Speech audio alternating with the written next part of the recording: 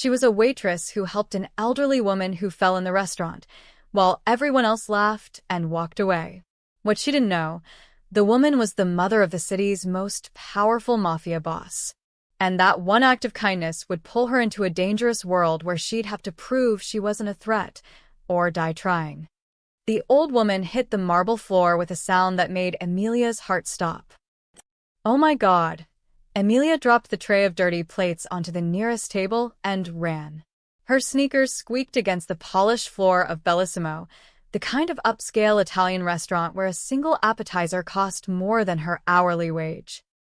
Behind her, she heard laughter. Did you see that? Marcus, the head waiter, snorted. Probably drunk at 2 in the afternoon. Someone should call security, Chelsea added, not moving an inch from her station. Before she sues us or something. Amelia ignored them.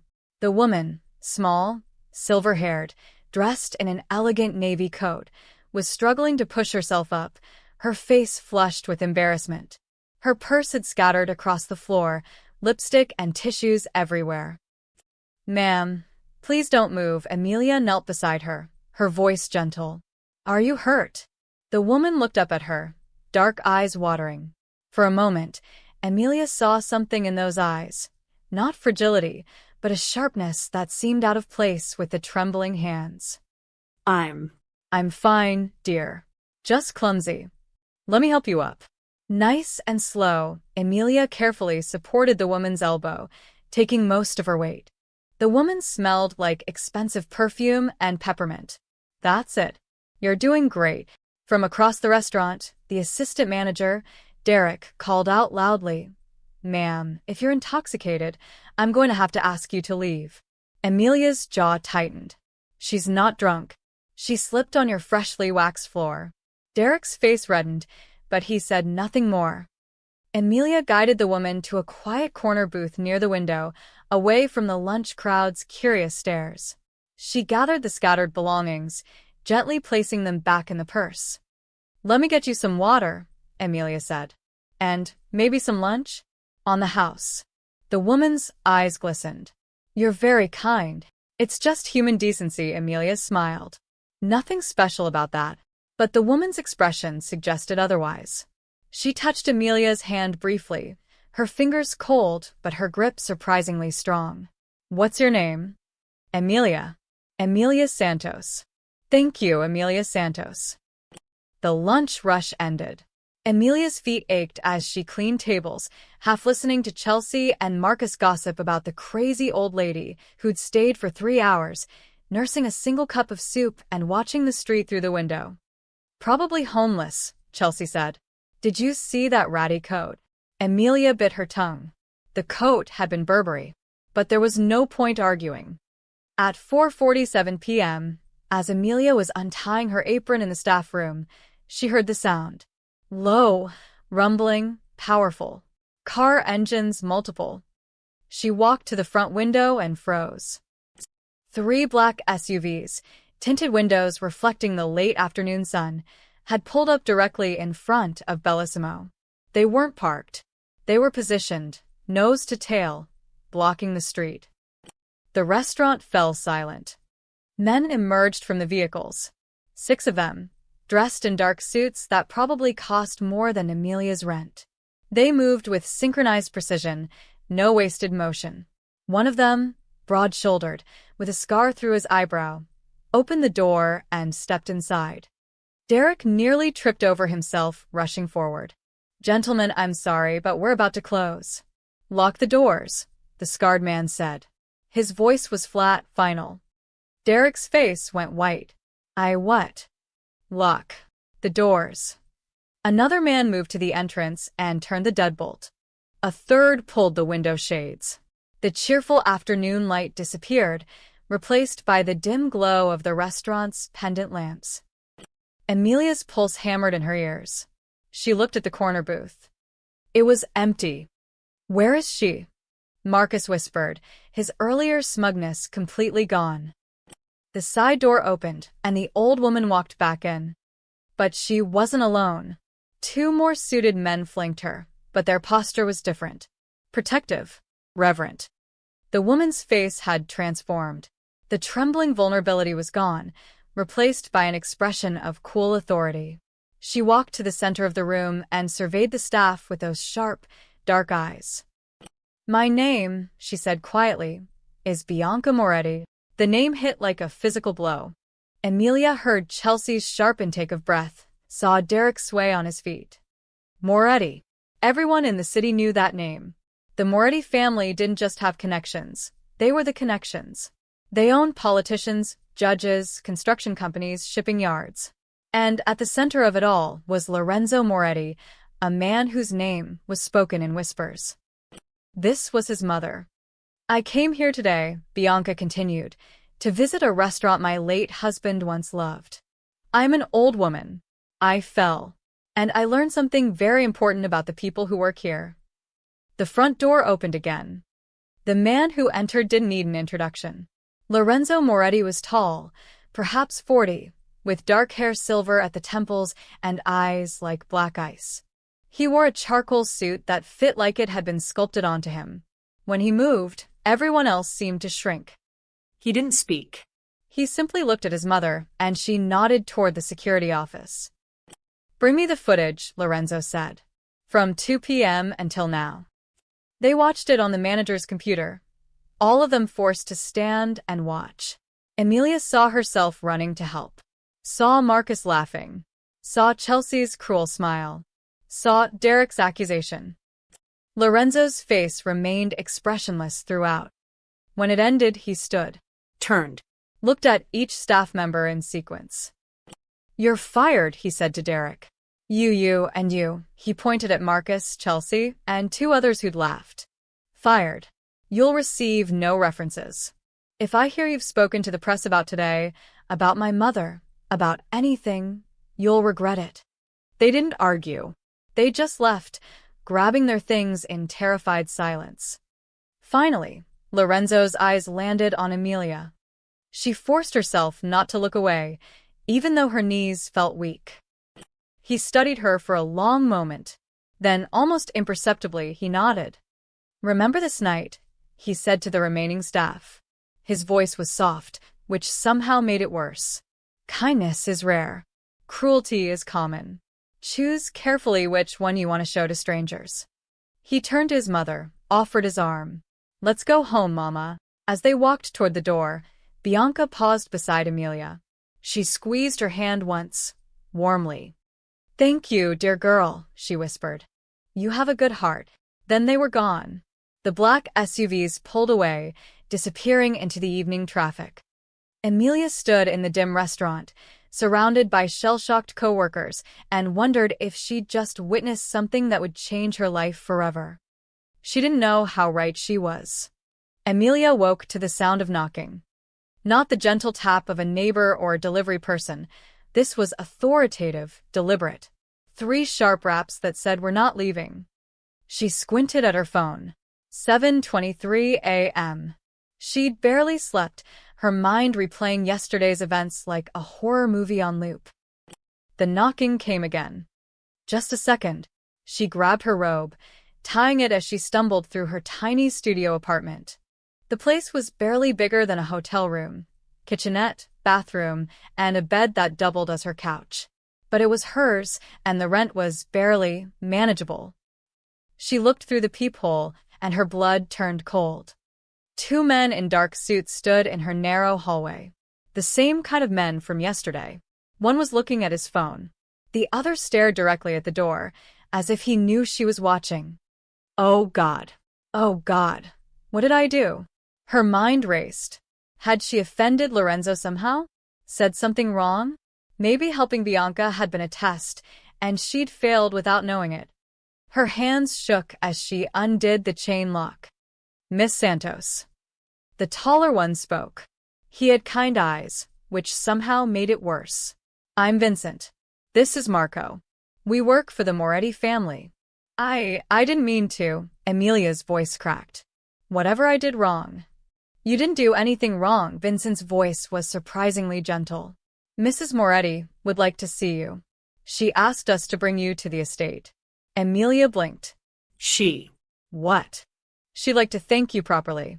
For yesterday, Marco checked his watch. We can wait while you get dressed. Take your time. Am I in trouble? No, ma'am. Quite the opposite. 20 minutes later, Amelia sat in the back of a black Mercedes, her heart still racing. She'd thrown on the nicest clothes she owned, a simple navy dress and flats, but felt underdressed next to the car's leather interior. They drove out of her neighborhood, past the industrial district, through downtown, and into the hills where the city's wealthiest lived behind gates and walls. The Moretti estate wasn't just behind a gate, it was behind multiple gates, each one monitored by cameras and guards. The villa itself stole Amelia's breath. It was beautiful in an intimidating way, 3 stories of cream-colored stone, surrounded by manicured gardens with marble fountains and cypress trees. The morning sun painted everything gold. It looked like something from a movie. Vincent opened her door. Mrs. Moretti is in the solarium. I'll take you to her. Amelia followed him through halls lined with oil paintings and antique furniture. Everything whispered old money and older power. She passed a room where men in suits talked in low voices, falling silent as she walked by. The solarium was flooded with natural light, surrounded by windows overlooking a rose garden. Bianca sat in a cushioned chair, dressed in an elegant cream blouse and pearls, reading a leather-bound book. She looked completely different from yesterday's vulnerable woman on the floor. Amelia. Bianca's face lit up. She set down her book and stood, moving to embrace her. Thank you for coming. Mrs. Moretti, I didn't know I had a choice, Amelia admitted. Bianca laughed, a warm sound. You always have a choice, dear. But I'm glad you came.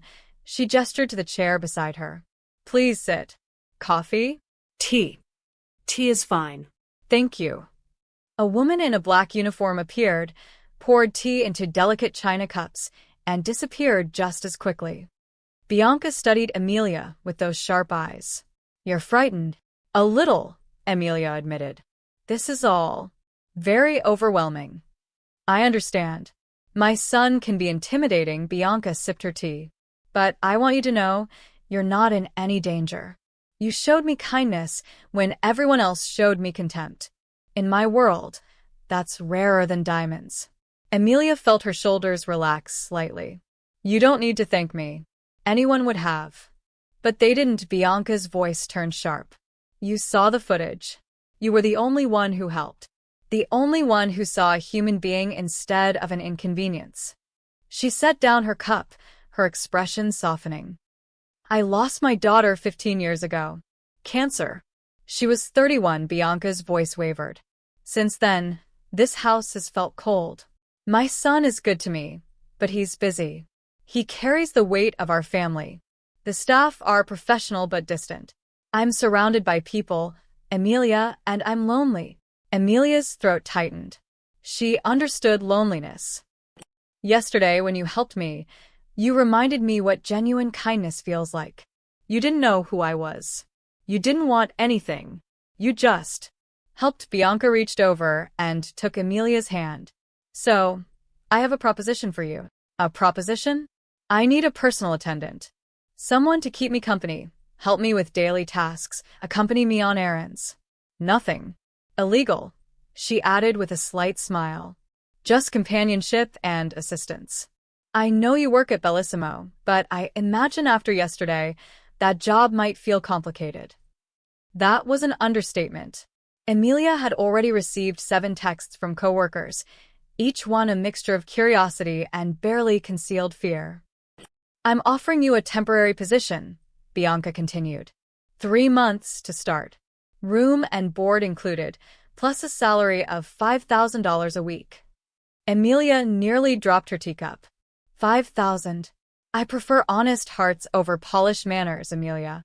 You have the former. The latter can be learned. Bianca squeezed her hand. I'm not asking you to decide right now. But think about it. You'd be safe here. Comfortable. And I promise, I just need a friend. Amelia looked into Bianca's eyes and saw genuine loneliness there. Not manipulation. Not a trap. Just an old woman who'd lost her daughter and found a moment of kindness in a stranger. Can I ask you something? Emilia said quietly. Of course. Is this really just about companionship? Or is there something else? Bianca smiled, a sad, knowing smile. You're clever. That's good. Yes, it's about companionship. But it's also about trust. I need someone around me who isn't here because they fear my son or want family connections. I need someone real. Emilia thought about her studio apartment, her dwindling savings, the way her co-workers had looked at her yesterday, like she was suddenly radioactive. She thought about the warmth in Bianca's eyes. Okay, she said. I'll do it. Bianca's smile could have lit the whole room. Welcome to the family, dear. Emilia returned to Bellissimo one last time to collect her final paycheck and officially resign. She'd promised Bianca she'd start at the estate in 2 days, giving her time to pack up her apartment and settle her affairs. The moment she walked through the door, the whispers started. There she is, someone muttered. The remaining staff, those who hadn't been fired, clustered near the bar, staring at her like she was a circus attraction. Emilia kept her head down, heading straight for the manager's office. Sarah, one of the newer waitresses, stepped into her path. So, You're really leaving us for the Morettis. I got a better opportunity, Emilia said carefully. That's all. That's all. Sarah's laugh was sharp. Girl, everyone knows what kind of opportunity that is. Emilia's stomach twisted. What are you talking about? Oh, come on. Chelsea appeared from the kitchen, arms crossed. Despite being fired, she'd apparently come back just for this. You think we're stupid? You helped the old lady. Suddenly you're getting private car rides to their mansion? We all know what's really happening. Nothing is happening. You're sleeping with Lorenzo Moretti, Chelsea said loudly. Several customers' heads turned. That's the only reason someone like you would get pulled into that world. Heat flooded Emilia's face. That's insane. I've barely even spoken to him. right. Sure, Marcus joined them, his expression bitter. I lost my job because of you. Because you had to play hero and impress the mob boss's mother. You lost your job because you were cruel to an old woman. Emilia shot back, her patience snapping. That's not my fault. Everything was fine until you showed up with your fake kindness act, Chelsea hissed. Now look at us. Some of us can't find work because the Morettis blacklisted us. But you? You land on your feet. Funny how that works. Emilia grabbed her check from the office and left without another word, her hands shaking. She didn't see Marcus pull out his phone as she walked away. By the next morning, Emilia's phone was exploding. Text after text from old friends, former co-workers, even her landlord, all sending her the same link. She clicked it with trembling fingers. Waitress turned mistress. Who is the mystery girl living at the Moretti Villa? The article was on City Secrets, a trashy tabloid website known for half-truths and sensational headlines. But the photos were real, grainy shots of her getting into the Mercedes, being escorted into the estate, even one of her and Bianca in the solarium, taken through the windows with a telephoto lens. The article painted her as a gold digger, a social climber who'd seduced her way into one of the city's most powerful families. It claimed she was Lorenzo's secret girlfriend, that Bianca was just a cover story. Emilia felt sick. Her phone rang. Unknown number. Miss Santos. A woman's voice, professional. This is Metro Daily. We'd like to offer you $10,000 for an exclusive interview about your relationship with Lorenzo Moretti. I don't have a relationship with. $15,000. Final offer. Emilia hung up. 3 more news outlets called within the hour. At the Moretti estate, Lorenzo stood in his study, the tabloid article pulled up on his tablet. His consigliere, Frank, a gray-haired man who'd served the family for 30 years, stood across from him. The leak came from the restaurant, Frank said. 3 different staff members sold information and photos.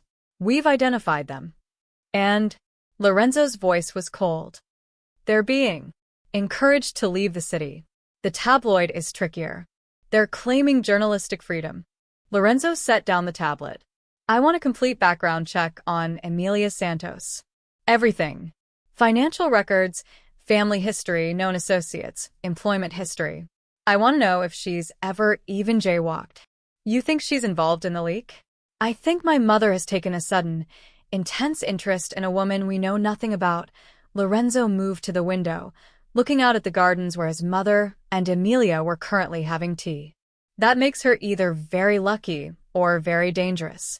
Your mother's judgment is usually sound. My mother is lonely. Lonely people make emotional decisions. Lorenzo watched Emilia laugh at something Bianca said. The timing is convenient. She appears exactly when Mama needs someone. She's perfectly kind, perfectly humble. Nobody's that clean, Frank. We'll dig deep. Do it quietly. I don't want Mama to know. Lorenzo's jaw tightened. If this girl is playing my mother, if she's working for the Carbones or the Russians or anyone else, we'll find out, Frank assured him. But even as he said it, Lorenzo felt unsettled. He'd built his position on reading people, on spotting lies and manipulation from a mile away. Yet when he'd looked into Emilia's eyes at the restaurant, he'd seen nothing but genuine fear and genuine kindness. Which meant either she was exactly what she appeared to be, a near impossibility in his world, or she was the best actress he'd ever encountered. Both options made him uneasy. That evening, Emilia sat in her apartment, staring at her packed boxes. Her phone buzzed again. Another message, this one from a number she didn't recognize. Gold-digging whore. Hope Lorenzo throws you out when he's done with you. It was the 7th hateful message that day. She'd thought accepting Bianca's offer would solve her problems. Instead, she'd walked into a nightmare she didn't understand. Her phone rang. This time, it was Vincent. Miss Santos, Mrs. Moretti wanted me to check on you. She saw the article. Emilia's voice cracked. Vincent, I didn't say anything to anyone. I don't know how they got those photos. We know. We're handling it. His voice was calm, steady. Mrs. Moretti wants you to know that you're still welcome here. In fact, she'd prefer if you came tonight instead of tomorrow. For your own safety. My safety. The tabloids can be aggressive.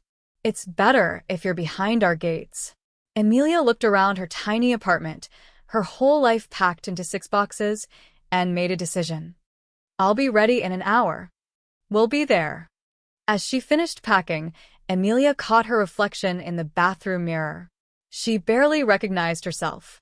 24 hours ago, she'd been invisible. Now she was on tabloid websites, receiving death threats, and moving into a mansion. The wolves only bite what they fear, Bianca had said. Emilia was beginning to understand what that meant, and she wasn't sure she was ready for it. The guest suite Emilia was given could have fit her entire apartment inside it twice. Cream-colored walls, a 4-poster bed with silk sheets, a marble bathroom with a soaking tub, and French doors that opened onto a private balcony overlooking the rose garden. Fresh flowers sat on the nightstand, white lilies that perfumed the air. Your belongings will be brought up shortly, Vincent said from the doorway. Mrs. Moretti requests your presence for breakfast at 8 a.m.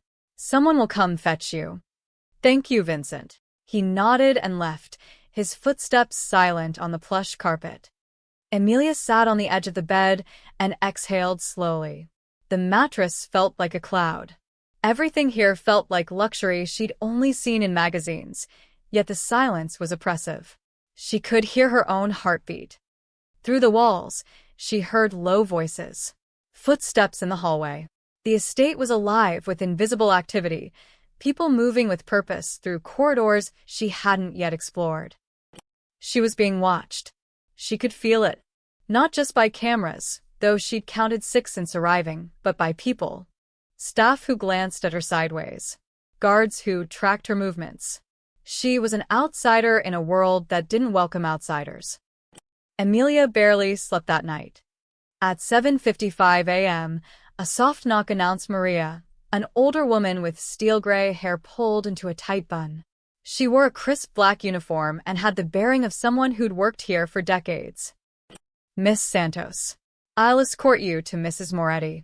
Emilia followed her, through hallways she didn't remember from yesterday. The estate was a maze, turns and staircases and doors that all looked similar. Maria moved with the confidence of someone who could navigate it blindfolded. They passed a library where two men in suits examined documents. A sitting room where a young woman polished silver with meticulous care. Everyone stopped to watch Amelia pass, their expressions neutral, but their eyes calculating. Bianca was in a sun-drenched breakfast room, china plates and crystal glasses already set. She wore a soft lavender cardigan and smiled when Amelia entered. "There you are. Come, sit. I hope you slept well?" "The room is beautiful," Amelia said, which wasn't quite an answer. They ate breakfast, fresh fruit, pastries, perfectly scrambled eggs, while Bianca asked gentle questions about Amelia's life. Where she grew up, her parents, her dreams. Amelia kept her answers honest but brief. She'd grown up in a small town 3 hours north. Her mother had died when she was 19, cancer, the same disease that took Bianca's daughter. Her father had remarried and moved to Arizona. She'd come to the city chasing dreams of something more than the factory job waiting for her back home. "You're alone," Bianca said softly. "Like me. I suppose I am." Bianca reached across the table and squeezed her hand. "Not anymore." The days developed a routine. Mornings were spent with Bianca, helping her with correspondence, accompanying her on walks through the garden, sitting with her during physical therapy for her arthritis. Afternoons, Bianca napped while Amelia read in the library or explored the estate's public rooms. But it was during their tea times that Bianca truly opened up. "This was Gabriella's favorite room," Bianca said one afternoon, leading Amelia to a small conservatory filled with orchids. Sunlight streamed through glass panels, painting everything in gold. She loved flowers. She'd spend hours here, just talking to them like they were friends. Bianca touched a purple orchid tenderly. "She was 31 when we lost her. Ovarian cancer. It took her so fast diagnosis too. To the end was only 8 months." "I'm so sorry," Amelia whispered. "She looked like you, a little. Same gentle eyes. Same kind smile." Bianca's voice cracked. Lorenzo took it hard. He was 30 then, just beginning to take over family responsibilities from his father. Gabriella was his little sister. He blamed himself for not noticing she was sick sooner, though there was nothing anyone could have done. She turned to Amelia, tears glistening. "After she died, this house became a tomb. Lorenzo buried himself in work. My husband, he passed 5 years later, heart attack. And I was just here, surrounded by memories and ghosts." Amelia embraced her, and Bianca cried quietly against her shoulder. From the doorway, unseen by either woman, Lorenzo stood watching. He'd been observing Amelia for 3 days now, watching how she moved through the estate with careful respect, never touching anything she shouldn't, never asking questions about family business. How she treated the staff with the same kindness she'd shown his mother. How his mother laughed again. Real laughter, not the polite sounds she made at family dinners. His mother's eyes had light in them for the first time in years. She took her medications without complaint because Amelia brought them with chamomile tea and conversation. She ate full meals instead of picking at her plate. Amelia had done in 3 days what an army of nurses and companions hadn't managed in 15 years. She'd brought his mother back to life. Lorenzo watched them in the conservatory, his mother crying, Amelia holding her with genuine compassion. No cameras here. No audience. Just authentic human comfort. Frank appeared beside him, silent as a ghost. "The background check came back," Frank murmured. "And she's exactly what she appears to be. Ordinary girl, ordinary life. No debts beyond student loans, no criminal record, no connections to any family, ours or our enemies. She volunteers at a soup kitchen on weekends. Sends money to an elderly neighbor back in her hometown. Her biggest vice is spending too much on used books." Lorenzo frowned. "Nobody's that clean." I said the same thing. We dug deeper. Called in favors, checked international databases, even looked into her deceased mother's history. Nothing. She's either divine intervention or the most perfectly constructed cover identity I've ever seen. Which do you believe? Frank was quiet for a moment, watching Emilia wipe Bianca's tears with a handkerchief. I believe your mother has good instincts. And I believe that girl in there isn't pretending. Lorenzo wanted to agree. Every logical part of him said Emilia Santos was genuine, a rarity in his world, but not an impossibility. But in his business, trust got people killed. Keep watching her, he said quietly. I need to be sure. As he walked away, he didn't see his mother look toward the doorway, a knowing smile on her face. She'd seen him watching, and she knew exactly what it meant. Lorenzo sat in his private office at midnight, 3 monitors glowing in the darkness. Bank statements, employment records, social media archives, phone records going back 5 years, all belonging to Emilia Santos. Frank had delivered the initial report, but Lorenzo needed to see for himself. He'd learned long ago that analysts sometimes missed details, a transaction that seemed innocent but wasn't, a connection that appeared random but formed a pattern. He started with the financials. Emilia's checking account was depressingly modest. Monthly deposits from Bellissimo, never more than $2,000. Rent payments of $800 to the same landlord for 3 years. Utilities, groceries from budget chains. A recurring charge to St. Anthony's Community Kitchen, $15 monthly. Donations. No large deposits. No offshore accounts. No unexplained cash flow. Her credit cards showed the same story. Used sparingly, paid off regularly. Recent purchases included books from a second-hand store, medicine from a pharmacy, and a single splurge, $40 at a nail salon 2 months ago.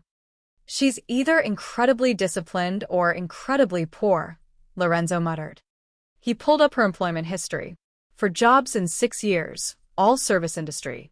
Coffee shops, diners, retail. Each employer gave the same reference: reliable, kind, hardworking. No terminations, no complaints, no drama. Her social media was equally mundane. An Instagram account with 200 followers, mostly photos of sunsets, books, and coffee cups. Her last post was 3 weeks old, a picture of a library book with a caption, "Sometimes the best escape is between pages." No political posts. No party photos. No suspicious contacts. Lorenzo moved to her education records. Community college for 2 years, studying English literature. 34 GPA. Dropped out when her mother got sick. Never went back. Student loans, $30,000, payments current despite her income. He opened her phone records next. This was where patterns usually emerged. Who someone called revealed more than what they said. But Emilia's call log was short. Monthly calls to a number in Arizona, her father. Weekly calls to a number in her hometown. Lorenzo cross-referenced it, found it belonged to an 82-year-old woman named Dorothy Chen, the neighbor Emilia sent money to. A few calls to coworkers from Bellissimo. That was it. No burner phones in her name. No prepaid cards. No encrypted messaging apps. Lorenzo leaned back, frustrated. He pulled up the surveillance footage from her apartment building. Frank had obtained it through channels Lorenzo didn't ask about. He watched 2 weeks of Emilia's life on fast forward. She left for work. Came home. Sometimes stopped at the grocery store.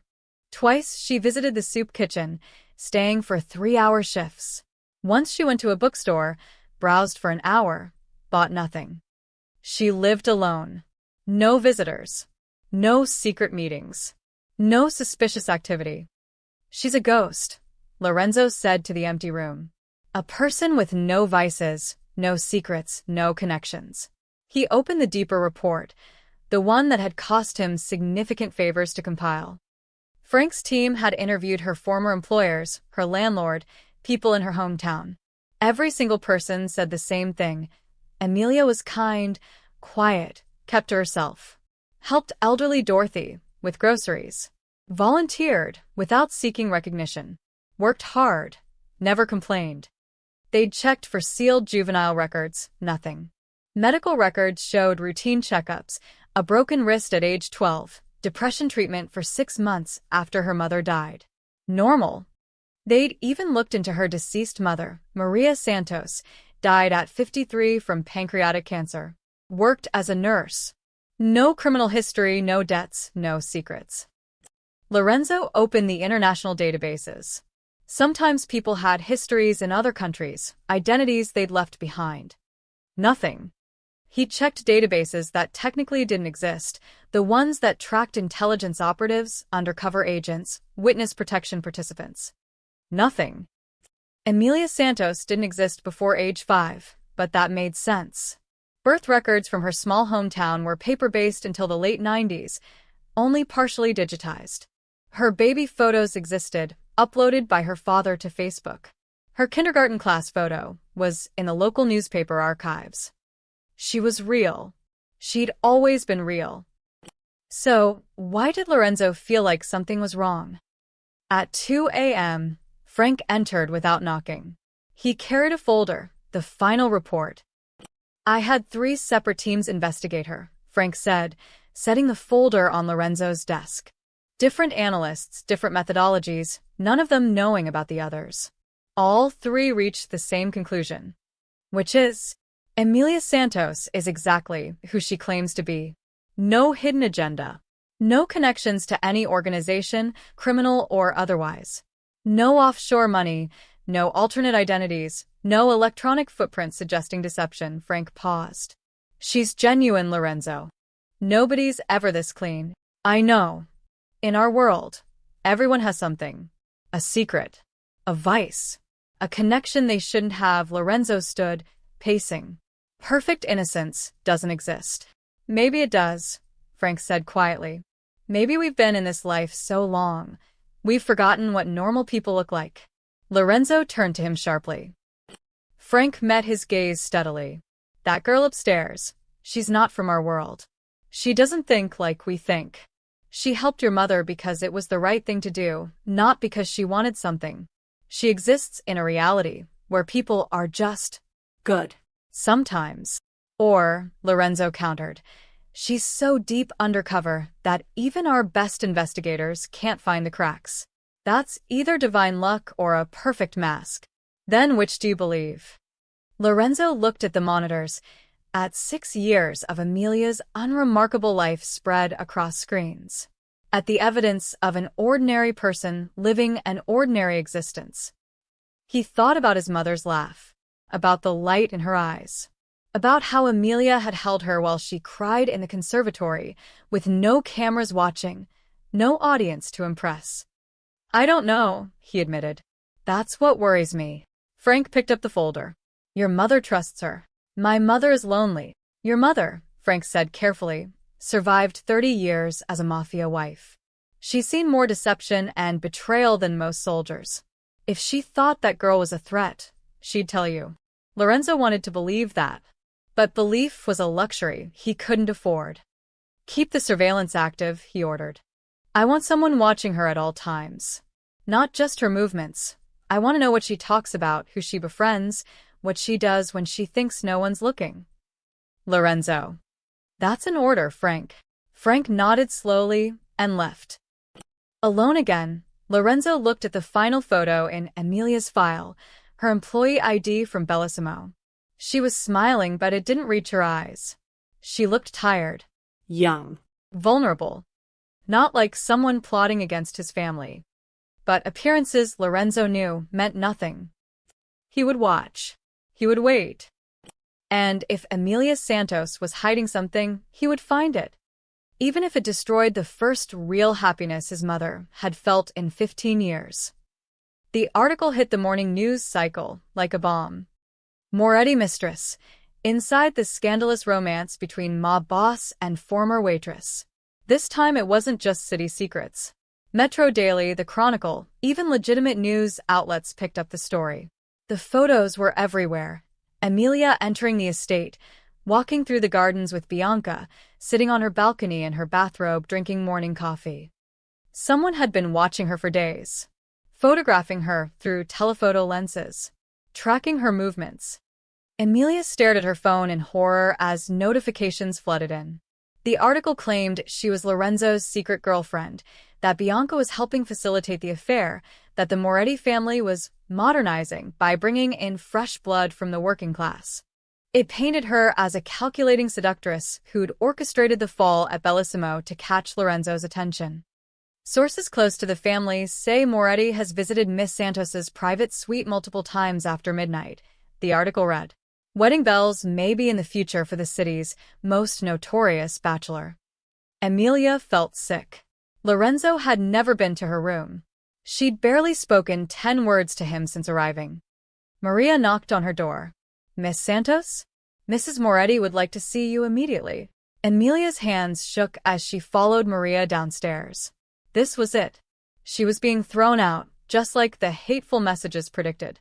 She'd be back in her studio apartment, blacklisted from every job, her face plastered across the internet as the girl who tried to con the Morettis. But when she entered the sitting room, Bianca wasn't angry. She was furious. Not at Emilia, at the tabloids. She stood by the window, phone pressed to her ear, her voice sharp as broken glass. I don't care about your editorial independence, Richard.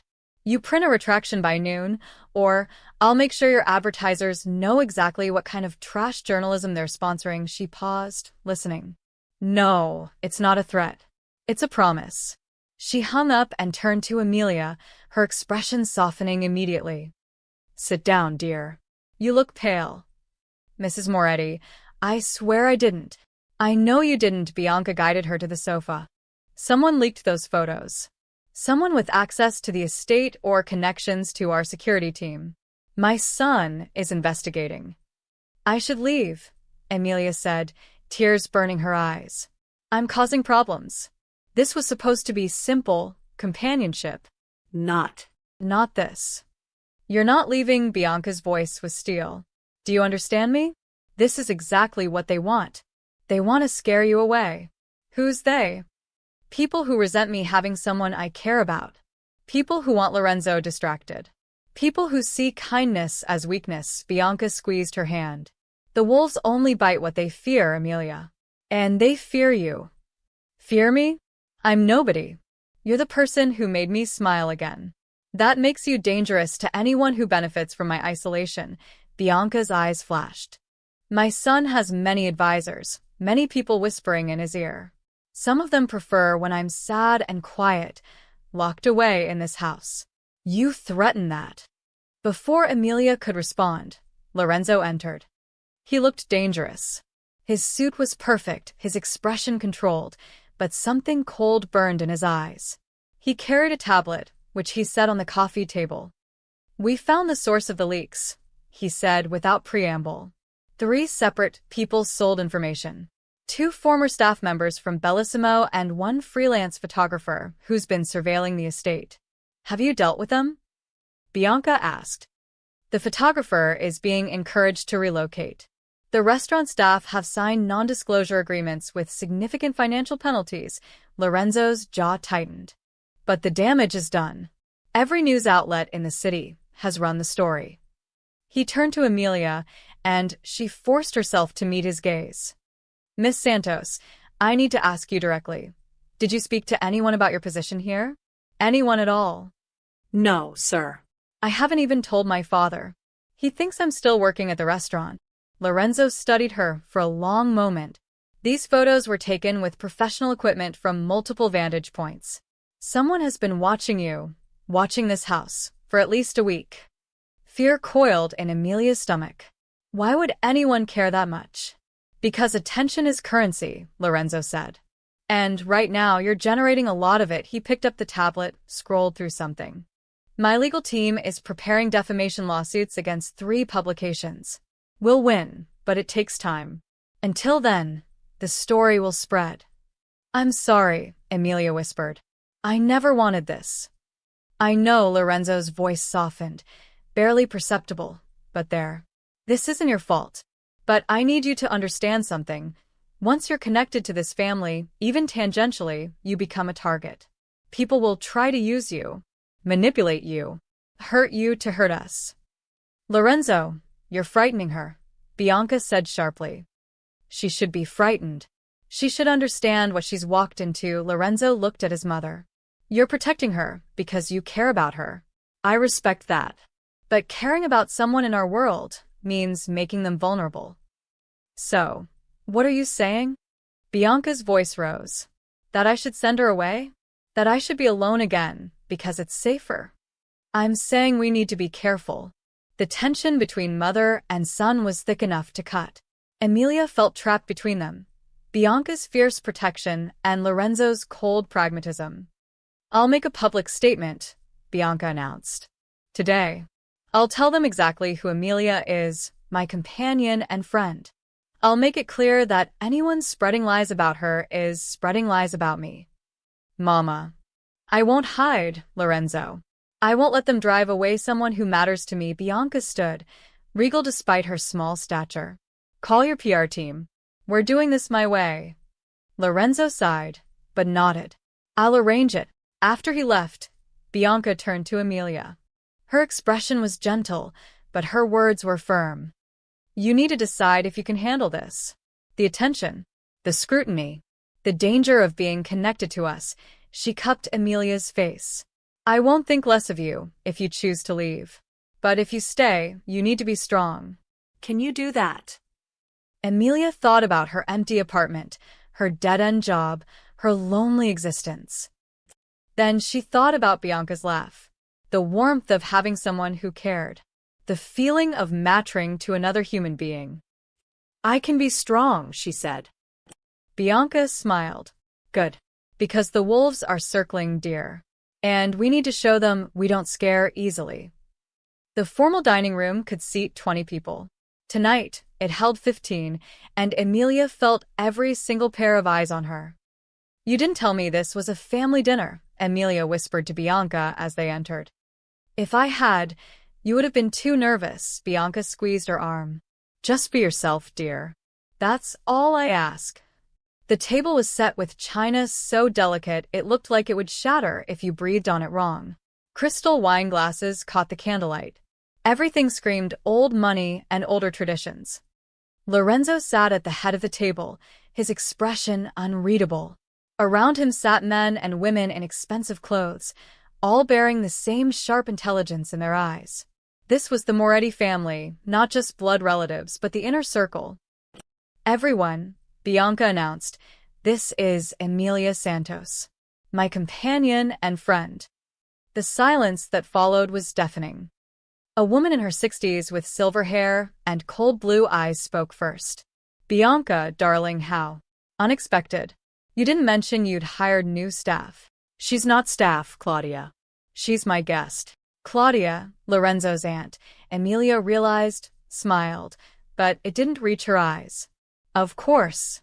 Forgive me, her gaze swept over Emilia's simple black dress. Welcome, dear. A younger man beside Claudia leaned forward. He was maybe 30, handsome in a sharp-featured way, wearing a suit that probably cost more than Emilia's car. I'm Marco Moretti.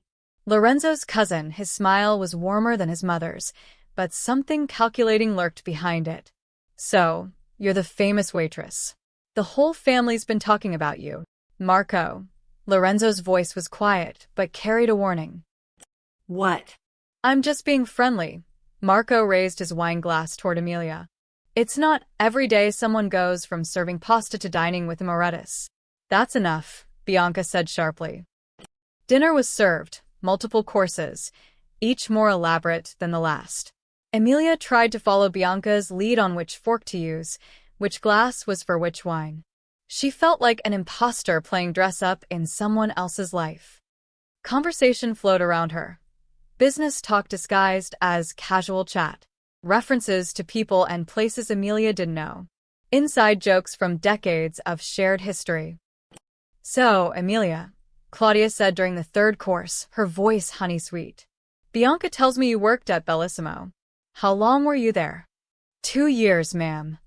And before that, a coffee shop, a retail store, various places. A woman of many talents, Claudia dabbed her mouth with a napkin. Tell me, did you always aspire to work in service industries? The subtle emphasis on service made Emilia's cheeks burn. I aspired to pay my rent, Emilia said evenly. Not all of us have trust funds. Several people inhaled sharply. Marco grinned. Lorenzo's expression didn't change, but something flickered in his eyes. Claudia's smile froze. How refreshingly candid. Emilia speaks her mind, Bianca said proudly. It's one of the things I love about her. Clearly, Claudia's tone could have frozen wine. Though perhaps in our circles, dear, discretion is valued more than candor. In my circles, Emilia replied, honesty is valued more than pretending. The tension was thick enough to choke on. A younger woman, Isabella, someone's wife, tried to change the subject. Bianca, your roses are beautiful this year. Has Emilia been helping with the garden? She has. She has quite the green thumb. The conversation shifted to safer topics, but Emilia felt Claudia and Marco watching her throughout the meal. Assessing. Calculating. After dinner, as coffee was served in the sitting room, Emilia excused herself to use the restroom. She needed a moment to breathe, to escape the suffocating weight of judgment. She was washing her hands when she heard voices in the hallway, low, angry whispers. Ridiculous. Bianca's completely lost perspective Claudia's voice. She's lonely, mother. Let her have her charity case, Marco. This isn't about charity. Look at how Lorenzo watches that girl. Bianca's using her to manipulate him. You think. I know. Bianca's been trying to soften Lorenzo for years, make him less focused. This girl is just another tool. If Lorenzo starts listening to her, starts making emotional decisions, we lose influence, Marco finished. The Donatellis have been waiting for Lorenzo to show weakness. If the family thinks he's distracted by some waitress. Exactly. We need to remove her. But carefully. If we move against her directly, Bianca will fight us, and Lorenzo will defend his mother. A pause. Then Marco. What if she's not what she seems? What do you mean? What if she's working for someone? The Carbones, maybe. Or the Russians.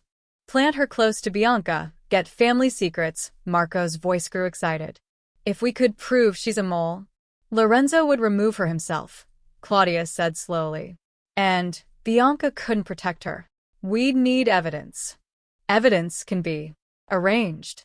Emilia's blood ran cold. She pressed herself against the wall, barely breathing. It's risky, Marco said. If we're caught, we won't be. I'll handle it, Claudia's voice was firm. Give me 3 days.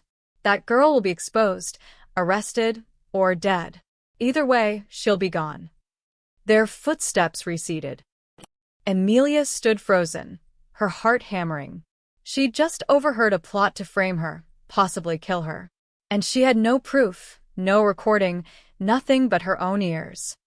Who would believe her? Lorenzo already suspected her of being a plant. If she went to him with a story, he'd think she was creating drama or deflecting suspicion. She looked at herself in the mirror. Her face was pale, her hands shaking. 3 days. She had 3 days before Claudia made her move.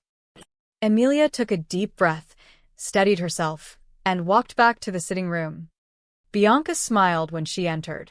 Lorenzo glanced at her, his expression neutral. Claudia and Marco were laughing at something Isabella had said, looking completely innocent. But Emilia knew the truth. She was in danger, real danger.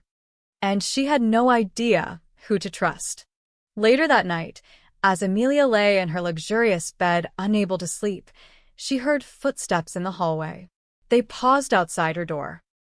She held her breath. After a long moment, the footsteps continued. But Emilia knew someone had been standing there, watching, waiting. The wolves weren't just circling anymore. They were at her door. Emilia spent 2 sleepless days watching her back. Every shadow felt like a threat. Every friendly smile from staff seemed false. She stayed close to Bianca, hoping proximity to the matriarch would keep her safe. On the 3rd morning, she woke to find her room had been cleaned while she slept. That shouldn't have been possible. Maria always knocked. Always waited for permission. Emilia's pulse quickened. She checked her belongings, nothing missing. But something felt wrong. The air in the room had changed, like someone had disturbed it. She was helping Bianca with her morning correspondence when Vincent appeared in the doorway, his usually calm face tense. "Mrs. Moretti, I need to speak with Miss Santos. Privately." Bianca frowned. "What's this about?" "It's urgent, ma'am." Emilia's stomach dropped. This is it. This is Claudia's move. "I'll be right back," she told Bianca, trying to keep her voice steady. She followed Vincent down the hallway, but instead of going to her room, he led her toward the East Wing, Lorenzo's office. Four guards stood outside the door, their expressions grave. "Vincent, what's happening?" He didn't answer, just opened the door and gestured for her to enter. Lorenzo sat behind his desk, his face carved from stone. Frank stood beside him, holding a leather-bound ledger. Marco and Claudia sat in chairs by the window, their expressions carefully neutral. "Sit down, Miss Santos," Lorenzo said coldly. Emilia's hands trembled as she sat. "What's going on?" Frank placed the ledger on the desk in front of her. "This was found in your room, hidden in the back of your closet, behind your suitcase." Emilia stared at it. The leather was old, cracked. Gold lettering on the spine read Moretti Holdings, 2019. "I've never seen that before," she said immediately.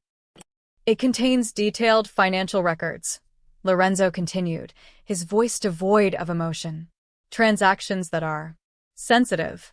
Information that could be very valuable to our competitors." "I didn't take it. I didn't even know it existed." "Then how did it end up in your room?" Marco asked, leaning forward. "These ledgers are kept in Lorenzo's private safe. Only family members know they exist." The trap was perfect. Emilia could see it now.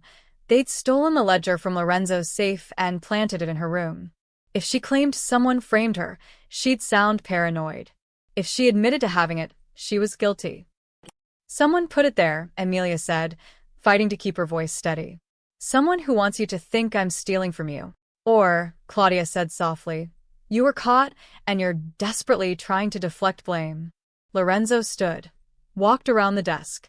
He moved like a predator, controlled, dangerous. "I've been watching you since you arrived, Miss Santos. Waiting for you to slip. To show your true colors." "I know," Emilia said. "I know you've had me investigated. I know you think I'm too good to be true. But I'm not lying. Everyone lies." "Not about this." Emilia stood to face him, even though fear made her knees weak. "I have nothing. No connections, no power, no reason to steal from you. What would I even do with that information? I don't know anyone who'd buy it. I don't know how to contact your enemies.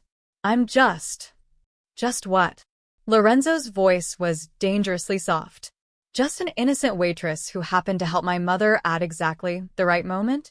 Who happened to be perfectly kind, perfectly trustworthy?" "Yes." Tears burned Emilia's eyes. "I know how it looks. I know it seems impossible. But some people are just good, Mr. Moretti. Some people help others without ulterior motives. I'm sorry that your world has made you forget that." For a moment, just a moment, something flickered in Lorenzo's eyes. Doubt, maybe, or regret. Then the door burst open. Bianca stormed in, her face flushed with fury. "What is happening here?" "Mama, this doesn't concern you." "The hell it doesn't." Bianca's voice could have shattered glass. "You're interrogating my friend without me present." "We found stolen property in her room," Frank said quietly. "Did you?" Bianca turned to Claudia and Marco. "How convenient. And who, exactly, discovered this ledger?" Marcos shifted uncomfortably. "The housekeeping staff reported it." "Lies." Bianca pulled out her phone, tapped the screen several times, then turned it toward Lorenzo. "I installed private security cameras in Emilia's room 3 days ago, after the dinner, because I suspected someone might try something exactly like this." The blood drained from Claudia's face. Lorenzo took the phone, his expression darkening as he watched the footage. Emilia could see the screen from where she stood, grainy but clear video of her room. a timestamp showing 4:47 a.m. that morning. The door opened.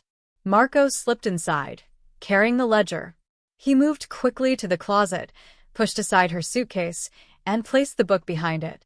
Then he left, closing the door silently. The silence in the office was deafening.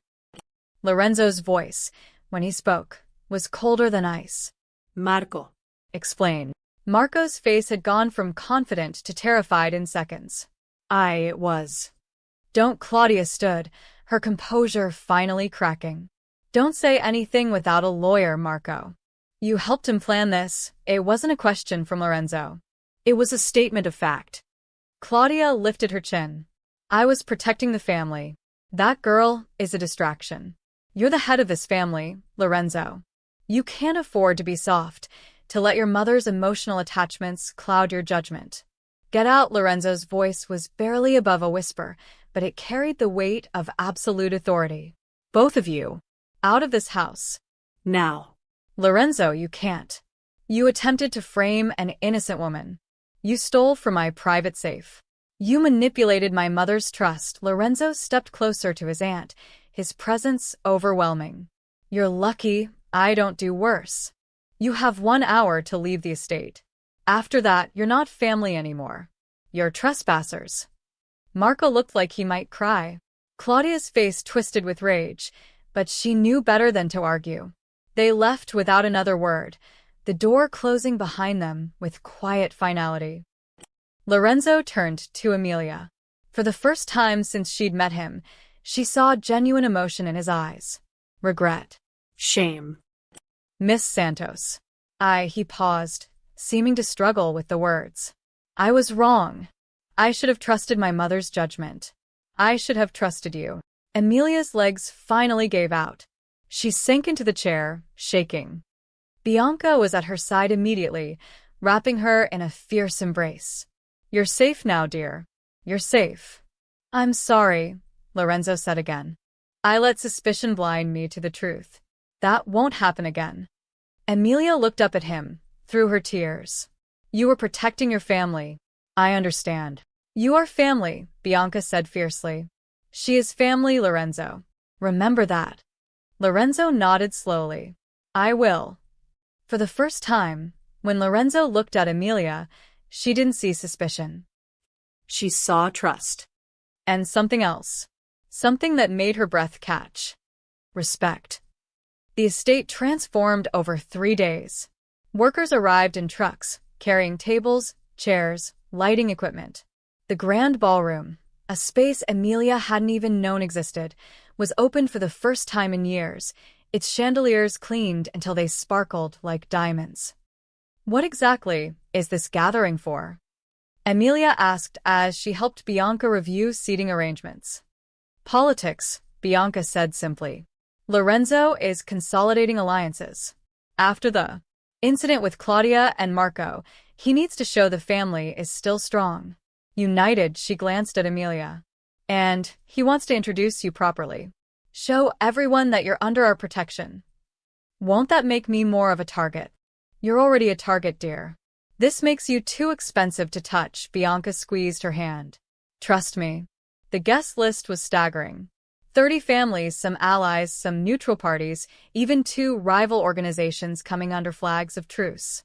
Emilia recognized names from news reports about organized crime, though none of it was ever proven. The Carbones are coming? Emilia stared at the list. Aren't they your enemies? Which is why they're seated far from the Russos, who are our friends, Bianca smiled. It's a delicate dance. Everyone stays civil because the cost of violence here would be too high. Emilia threw herself into helping organize. At first, the estate staff were wary. She was still the outsider, the waitress who'd somehow gained the family's favor. But as she worked alongside them, double-checking place settings, coordinating with caterers, handling last-minute crises, something shifted. Maria, who'd been coolly professional for weeks, actually smiled at her. You have a good eye for detail, Miss Santos. I've worked enough restaurants to know what makes service smooth, Emilia replied, adjusting a centerpiece. By the evening of the gathering, the staff treated her with genuine respect. Not as an equal, perhaps, but as someone who'd earned her place through work rather than manipulation. The ballroom glowed with warm light. Guests arrived in expensive cars, dressed in designer gowns and tailored suits. Emilia wore a midnight blue dress that Bianca had insisted on buying her, simple but elegant, with a high neckline and long sleeves. "You look beautiful," Bianca said, adjusting Emilia's hair. "And remember, stay close to me tonight. These people are sharks. They'll test you." Lorenzo appeared in a black tuxedo, looking every inch the powerful boss. His eyes swept the room, cataloging threats and allies with the efficiency of a military commander. When his gaze landed on Emilia, he nodded slightly, the closest thing to approval she'd seen from him.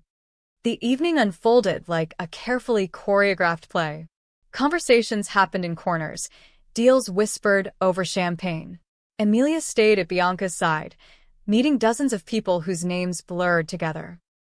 Anthony Carbone, head of the Carbone family, was tall and silver-haired with a smile that didn't reach his eyes. "So, you're the famous Emilia, the girl who saved our dear Bianca from the cruelty of restaurant staff."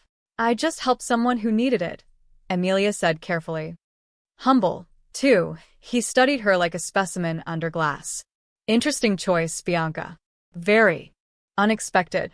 The best things usually are," Bianca replied coolly. As the night wore on, Emilia found herself relaxing slightly. The gathering was tense, but controlled. No one made overt moves. The peace, however fragile, held. At 10:47 p.m., she was standing near the bar, getting Bianca a glass of water, when she saw it. A glint from outside. Just a flash, caught by the chandelier light, something reflecting on the hillside beyond the garden. Her blood turned to ice. She'd grown up in hunting country. Her father had taught her to shoot when she was 12. She knew what a scope reflection looked like. Her eyes snapped to the windows. The ballroom had floor-to-ceiling glass panels overlooking the garden, beautiful and, she now realized, strategically terrible. Bianca was standing near the center window, laughing at something a guest had said. She was perfectly positioned, perfectly exposed. Emilia didn't think. She ran. "Emilia?" Someone called her name, but she didn't stop. She sprinted across the ballroom, her heels clicking against marble. Guests turned to stare. Lorenzo's security team started moving toward her. Bianca saw her coming, her expression shifting from surprise to confusion. "Emilia, what?" Emilia hit her like a linebacker, tackling her to the ground just as the window exploded. The crack of the gunshot came a split second after the glass shattered. The bullet passed through the space where Bianca's head had been, embedding itself in the opposite wall. Screams erupted. Guests dove for cover. Security swarmed, weapons drawn. Emilia lay on top of Bianca, both of them covered in shattered glass, her ears ringing from the shot. "Stay down," she gasped. "Don't move." Lorenzo appeared above them, his gun drawn, his face transformed into something terrifying. "Get them out of here," he roared. "Lock it down. Nobody leaves." Vincent and two other guards surrounded them, creating a human shield. They half-carried, half-dragged Emilia and Bianca out of the ballroom and into the interior hallway. "Mama." "Mama, are you hurt?" Lorenzo knelt beside them, his hands checking Bianca for injuries. I'm fine, Bianca's voice shook. "Emilia, she saved me." She saw it before. Lorenzo's eyes met Emilia's. In them, she saw shock, gratitude, and something that looked like wonder. "You saw the sniper," he said. Emilia nodded, unable to speak. Her whole body was shaking now, adrenaline crashing through her system. How did you know to look?" "I grew up hunting. I know what a scope looks like when light hits it." Her voice came out as a whisper. I saw it and I knew." Lorenzo stared at her for a long moment. Then, in a gesture that stunned everyone watching, he took her hand. "You saved my mother's life. Is she okay? Is she hurt?" "A few cuts from the glass. Nothing serious." His grip tightened. "Because of you." Outside, they could hear shouting.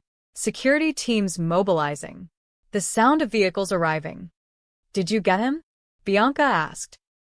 We're searching now, Lorenzo stood, but didn't release Emilia's hand. He pulled her up gently. But whoever they are, they just made a fatal mistake. His expression was cold, lethal.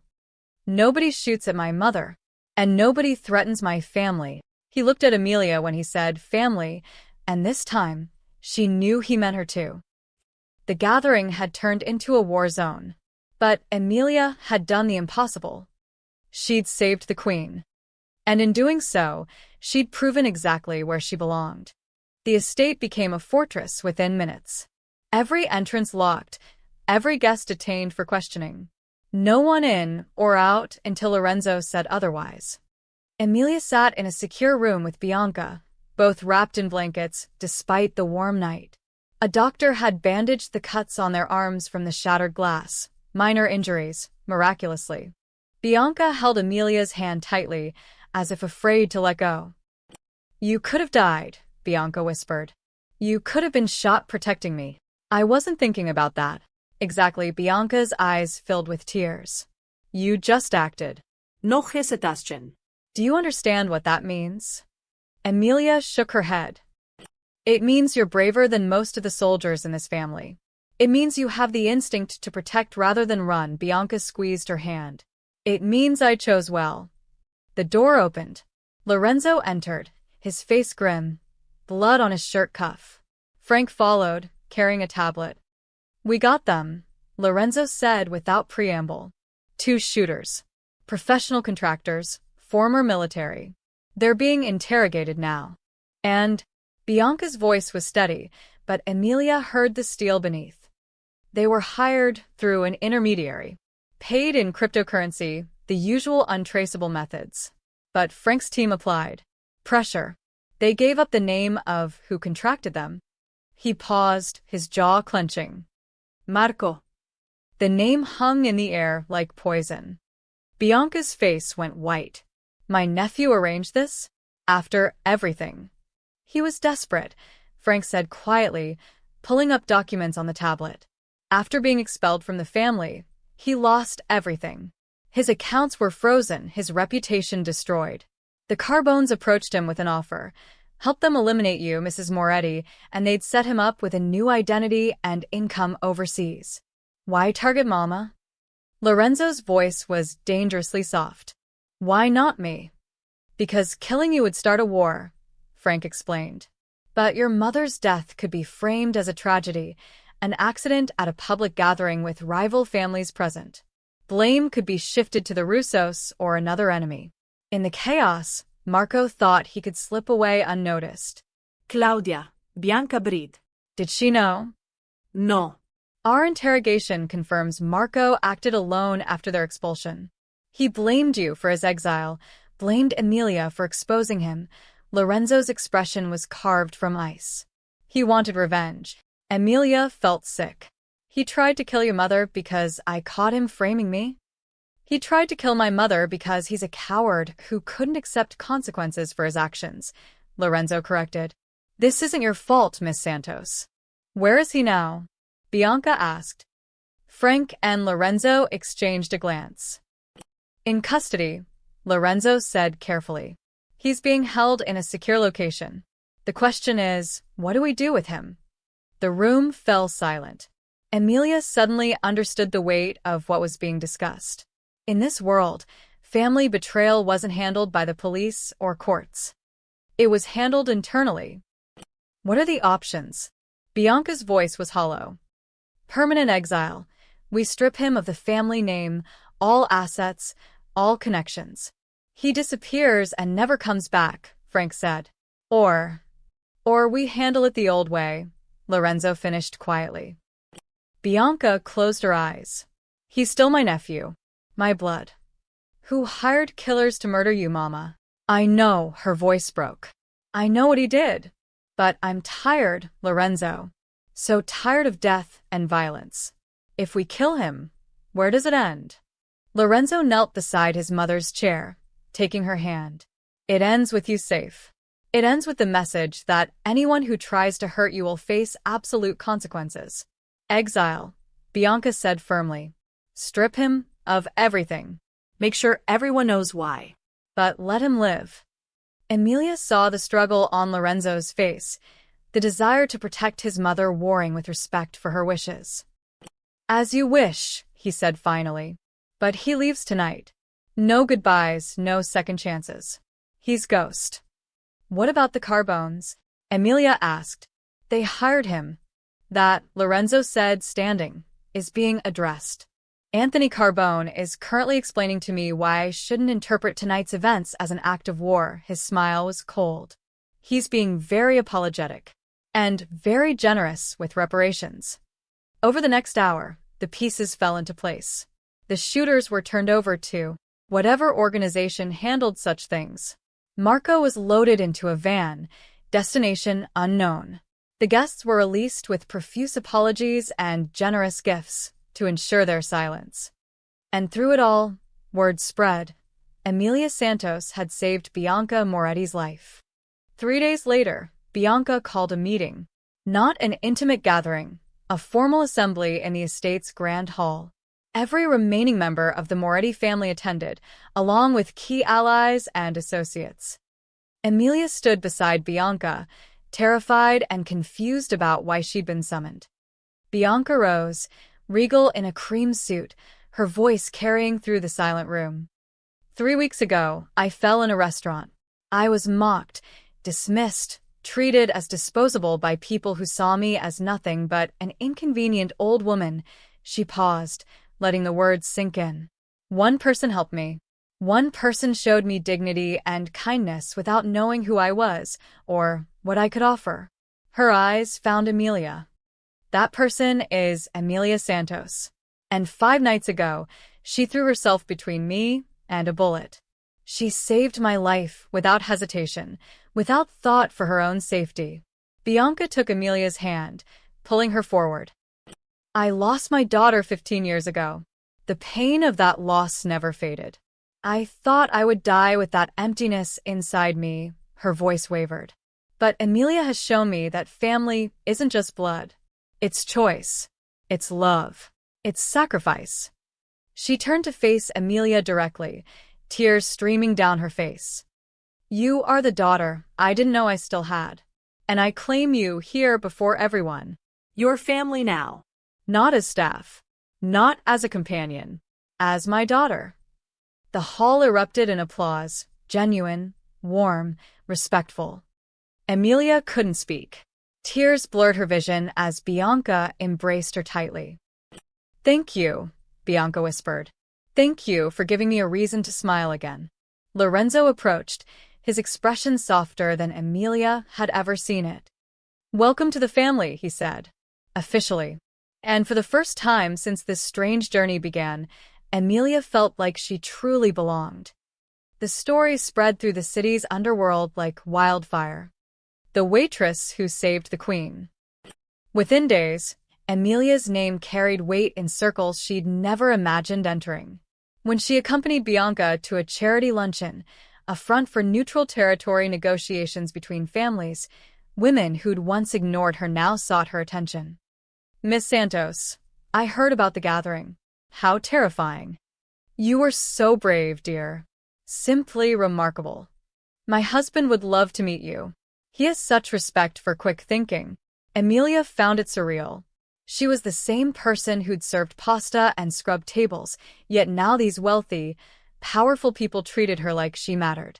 Not because of money or connections, but because she'd proven herself when it counted.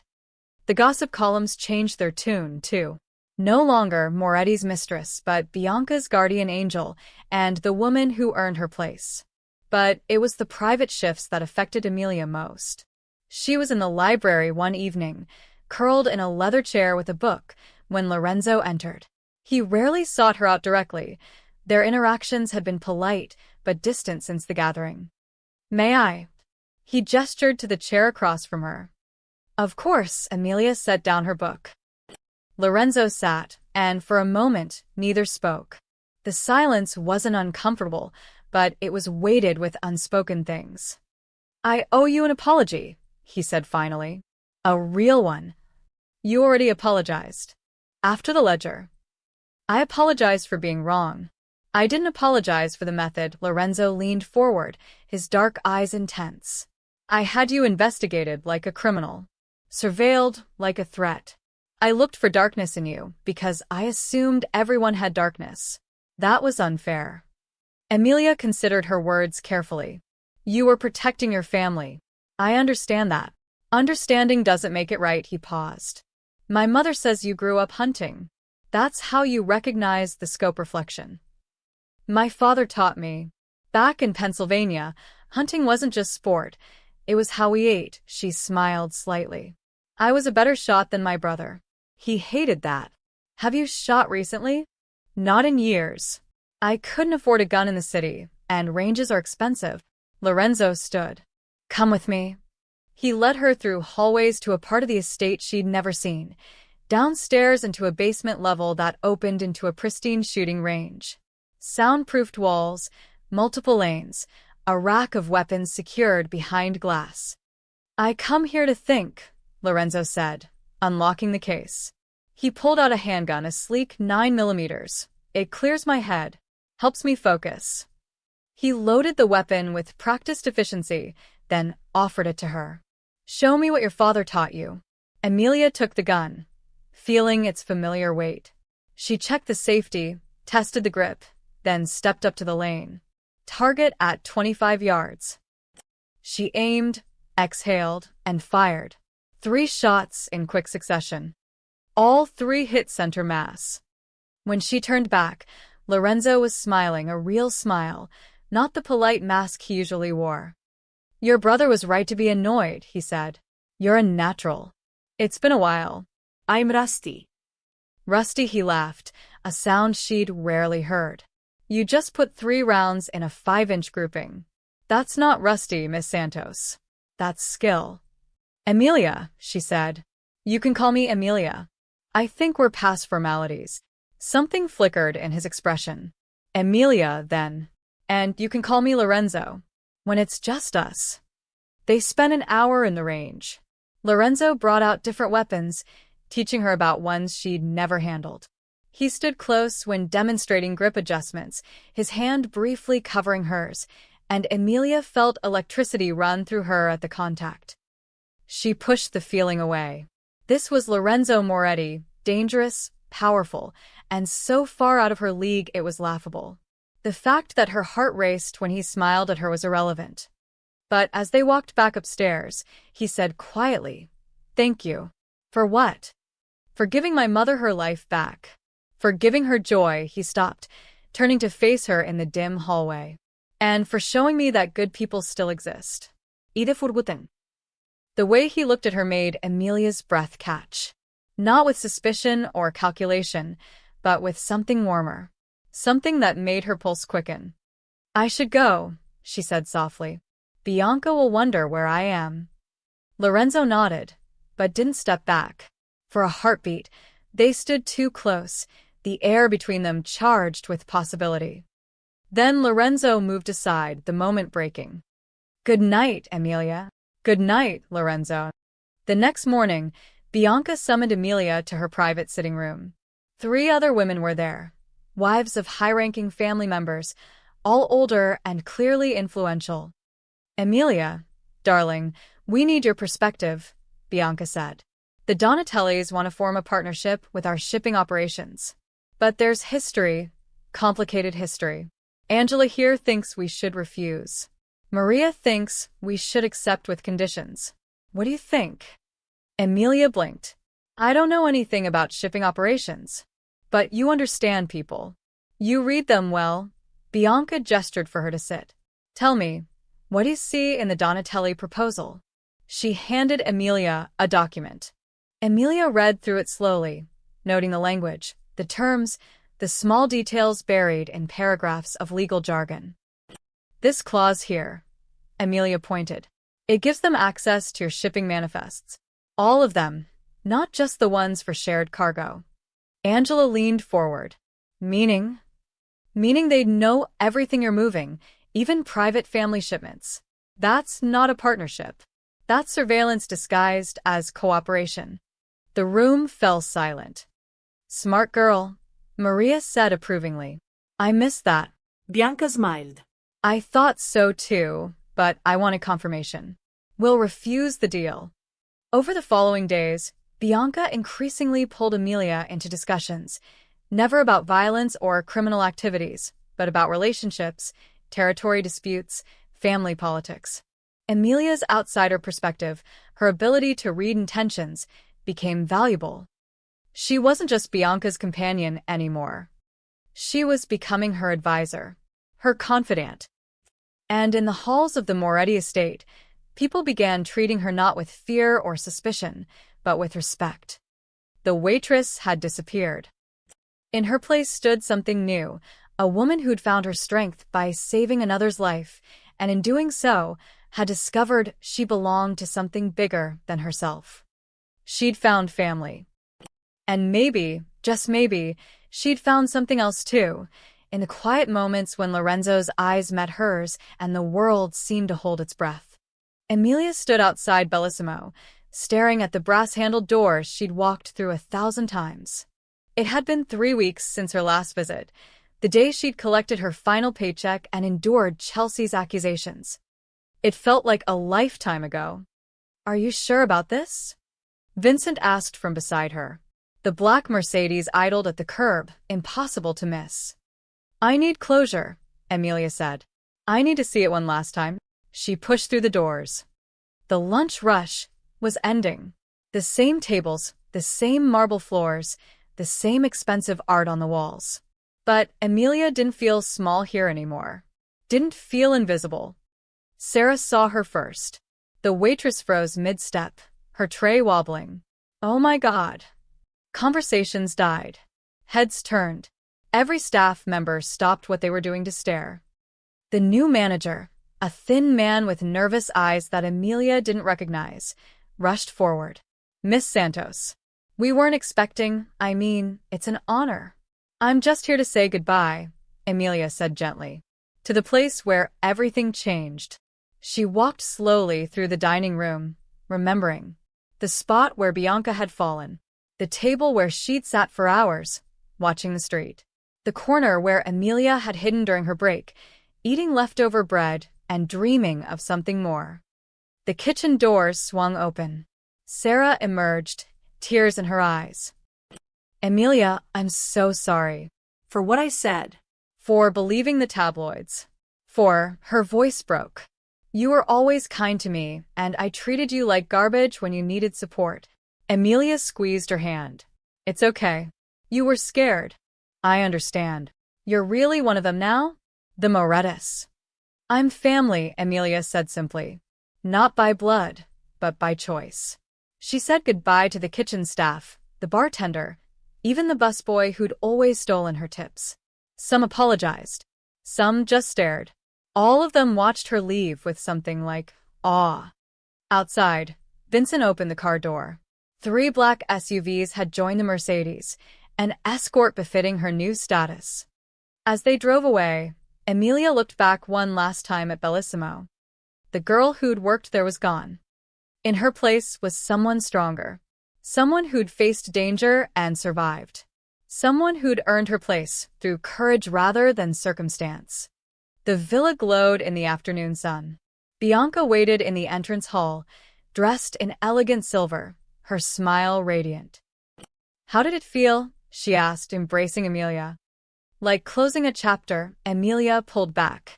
"Unnecessary one." "Good." "Because we're writing a new chapter now." "Come."